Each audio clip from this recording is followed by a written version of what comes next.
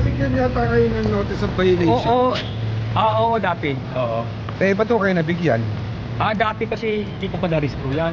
Ngayon, hindi pa restro ko na. Hindi, wala yung sa notice of violation eh. Ang notice of violation na kasi naka-obvious kayo yung sa one side parking. Nakakano nyo ba yung kapag-puntay kayo sa barangay? Ay, hindi pa. Wala ko notice na sa barangay. Napupunta ko sa barangay. Boss, at kanina boss, paano na rin kami?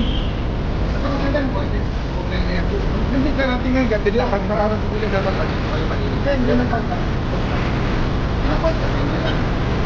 bigay na rin ng warning yung barangay na dapat alisin dyan. First come, first serve. Kanya talagang ganyan ang pinart. Pero barangay, stroll din daw ito. Kaya naisama rin. So talagang punta kayo sa barangay kasi talagang barangay mismo ang mag-aaling. Ito ang hindi specific nila. Hindi nga tapos sa talaga. Ano sa sasabihin nila? Tumanda. Get? Puro.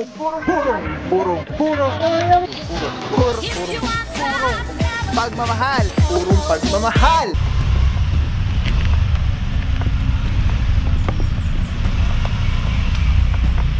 Alright mga puros, Scott Mendabella pa rin po.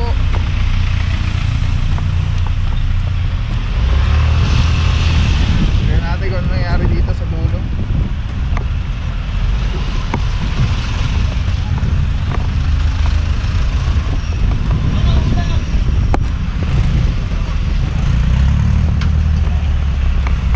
Alright, ito po yung barangay na nagagaypo sa tropa.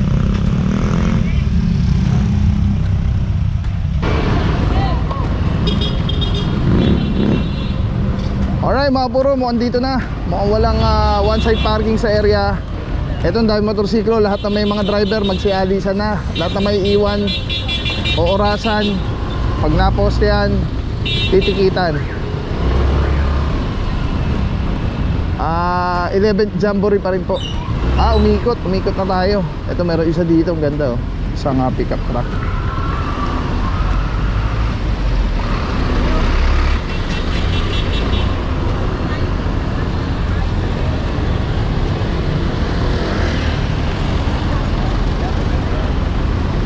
Itong mga nandito, may mga driver yan, nag-aalisan na po. Mukhang kumakain po sila. Ito ang tinamaan yung isang hatchback na Honda Jazz yata ito.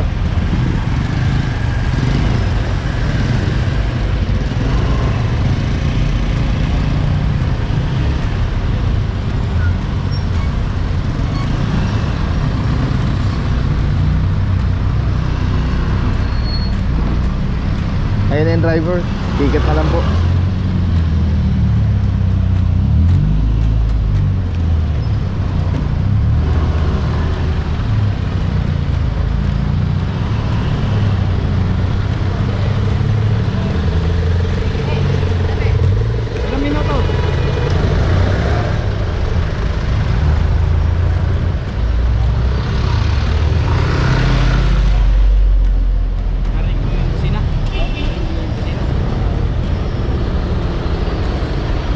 Pabor, may driver lumabas. Wala pa naman 5 minuto, ticket na lang po yan.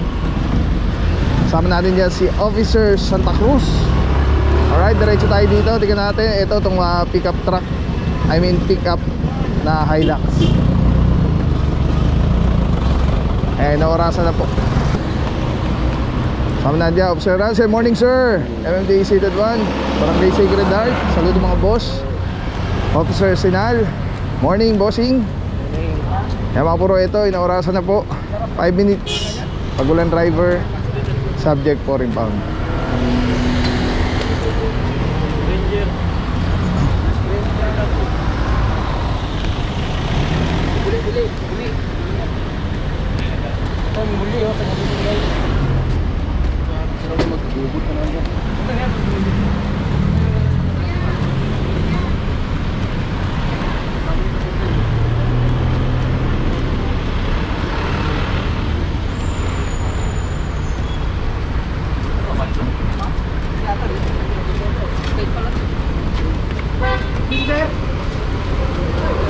Mukhang dito yung ano daw, yung residente doon na isa.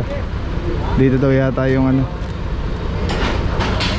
Boss, sandali lang. Boss, sandali lang boss. Paalis na rin kami. Pasensya na. Wireless to, okay na yan. Hindi karating na, gatid lang kami. Kararating nila dapat dito kayo kanina. Hindi na kausap. Hindi na boss, pasensya na. Ano naman kayo?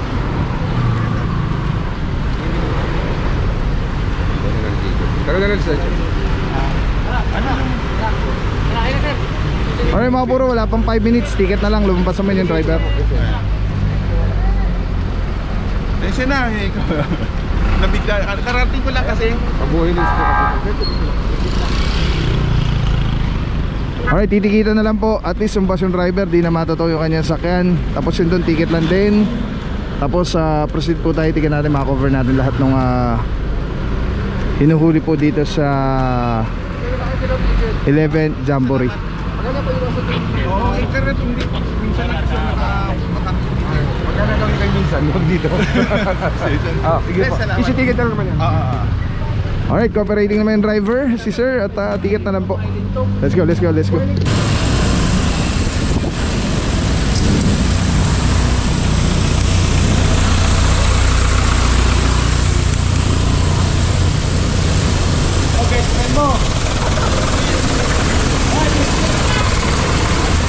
Alright mga buros, standby lang po. Hindi pa natin alam kung saan yung ikot ng tropa ngayong araw na to, Tuesday, March 18, 2025. Let's go guys, standby lang po.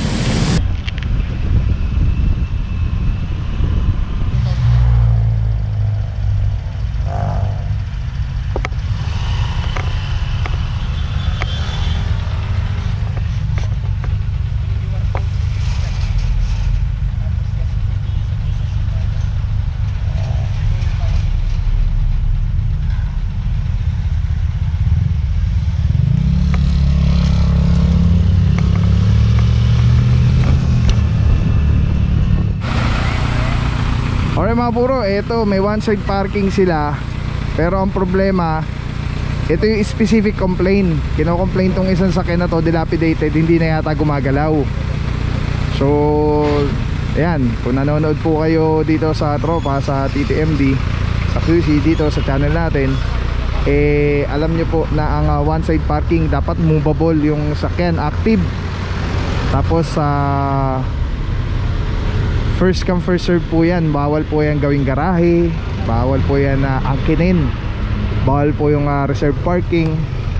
Tapos ito po, andito tayo sa simbahan.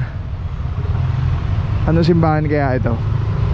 Kaya kasama nandito si Boss Body, Officer Romero. Good morning bossing, saludo mga bossing, God bless po. Boss, ano bang concern natin dito sa area na to? Ito sa specific na sakyan na to. Sa Sacred Heart kasi may mga complaint tayo galing din sa 8888. May mga specific complaint. May one side parking, tama naman. Ang problema lang, hindi na siya movable. Kumbaga, dyan na siya pinark. Medyo may katagalan na. Nagbigay na rin ng warning yung barangay na dapat alisin dyan kasi first come first serve. Sa kanya talagang dyan niya na pinark. So as pera barangay, stall din daw to. Kaya naisama na rin sa reklamo. So binibigyan naman natin ng oras sir.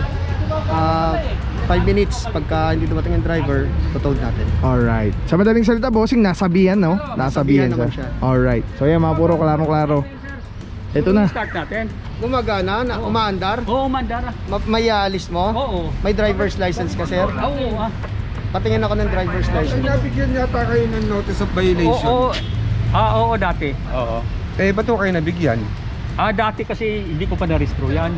Ngayon din pa-restro ko na. Hindi, malayo siya sa notice of violation eh. Ang notice of violation niya kasi naka-overstaying kayo sa one side parking. Nakaano nyo ba yung nakapag-comply kayo sa barangay? Hindi pa. Wala ko notice na sa barangay. Nga pupunta ko sa barangay, wala man. Wala pa. Saan yung papel? Asan si Ado? Hindi, ganito na lang. I-start niya tayo. Dahil kunin ko lang yung battery doon. Dahil ninakaw kasing battery. Walang battery rin. Hindi, mayroon ako battery. Gumagana yung oras namin ha, 5 minutes to toad natin.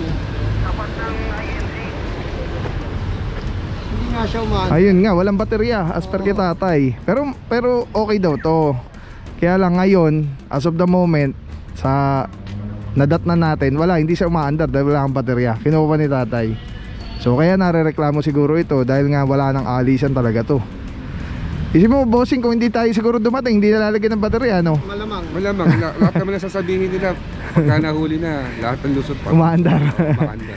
Kaya narereklamo. Ay, ano ko lang, kasi parang nakita ko na may notice of violation to. Eh, hindi ko na makita ulit yung papel. Kasi siya yung mismo nasa tapat, di ba, Tol? Yung simbahan eh. Lalo simbahan pa. Oo, May simbahan. picture eh. Ito mga puro specific talaga na identify na ito yung sasakyan na nirereklamo. Dapat po talaga kasi merong parkingan. Ito na, nilalagay na yung baterya. Siguro tayo, pagkatapos makipag-usap din kayo sa barangay. After nito, hindi ko lang makita yung notice of violation kasi hindi natin simbahan meron eh. May katutukan to eh. Doon sa picture may isa pang Oh, may pag ito nandito eh.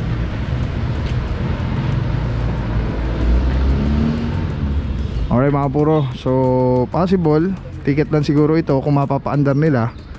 Pero kung hindi, itotow po ito.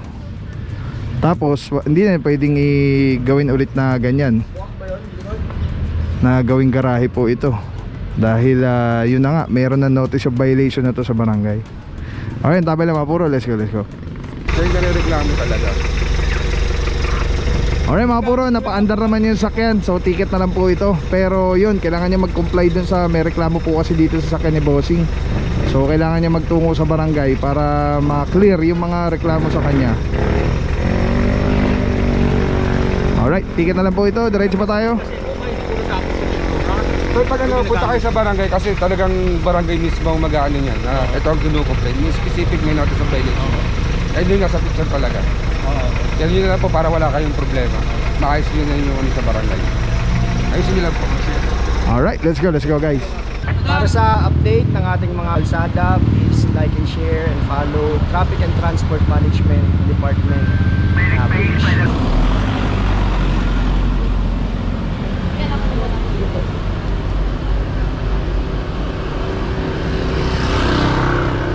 Alright mga puro, dito tayo sa... Saan sila? Ando boss, sa dulo. Limbaga, ayan, Scout Limbaga. Pero naabutan dito isang sedan. Ando na yung tropa mga puro, yung towing. Nag-advance na. Ito may driver ng lumbas, titikita na lang po ito ni Officer Romero. Alright, diretso tayo doon mga puro para makover na lahat. Doon ako boss, diretso. Alright mga puro, from Scout Limbaga, ito kumaliwa yung tropa. Hindi na natin na-cover dito dahil naiwan tayo dun sa sa may specific complaint. Kumaliwa ng anong street na to?